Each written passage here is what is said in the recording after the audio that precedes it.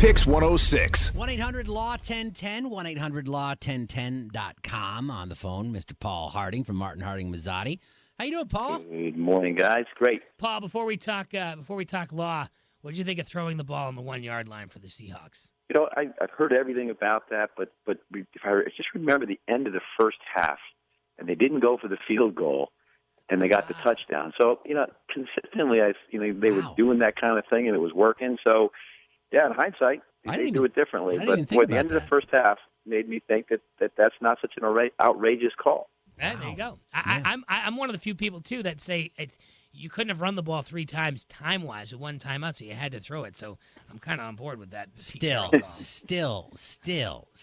Marshawn Lynch should trump any kind of pass. Right, but I think he was 1 for 5 on 1 yard rushes from the goal line. Okay. You know? All right, so this was an interesting story in the Times-Union yesterday. I'll just give you the blurb. The state inspector general is investigating whether officials in the Thruway Authority use state phones to set up arrangements with call girls. They reported that back in December that the Inspector General finalized the investigation. Not initially clear what is being probed. What can you tell us, Paul?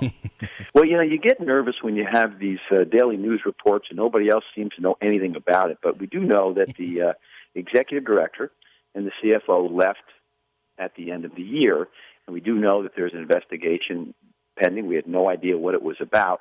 And certainly don't want to implicate the executive director and the CFO into this. It may be something from a mismanagement perspective that they decided to leave. But if true, boy, this is one of these spicy investigations from the State Inspector General's office that's going to make headlines for days when it comes out. I mean, there's no real discussion on the actual hooker showing up or where or who or any of that. It's just the use of the phones, right? Yeah, Daily News says nothing about using state funds, to do that kind of activity, but just using the phone. Now, it's funny, even kids, people throughout school districts and things like that, they have these phones, lots of organizations, and they have them 24 hours a day.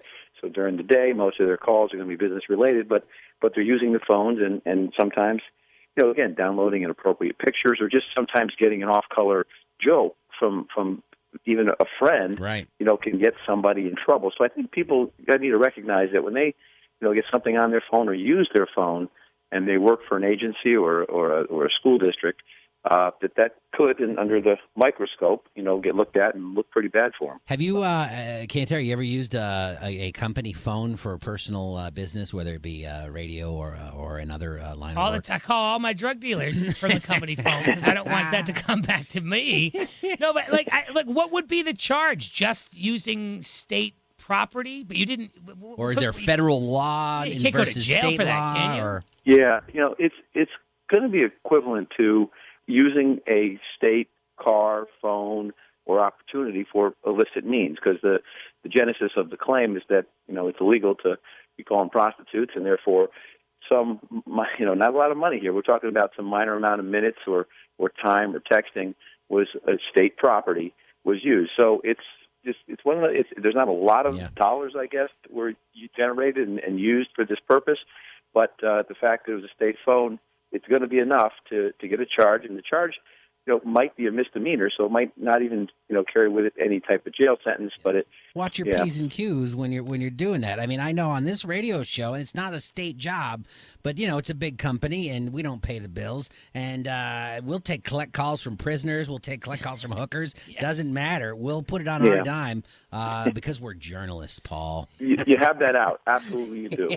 So. Paul, help me out here. What is the State Inspector General? What is that job? Yeah, they are the primary body that investigates agencies. So if it's going to kind of be an agency investigation, internally, and so if you get State Inspector, they'll be looking at mileage.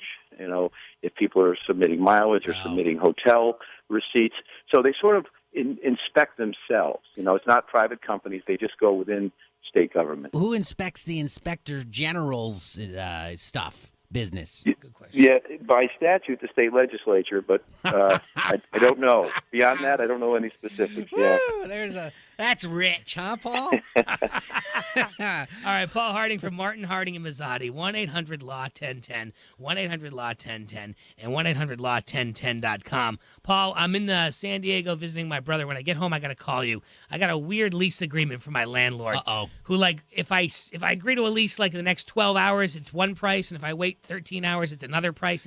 It smells fishy to me, Paul. For the record, I don't think Paul handles that kind of law on a But consistent basis. He can help me out. Yeah, can number one, definitely help that doesn't add up. Number two, when you're done with the show, just come across the street. I'll be there all day, all week. We You're a love good you, man, Paul. Thanks, pal. Okay, guys. Have a good one. It's 1-800-LAW-1010, Paul Harding, PYX 106.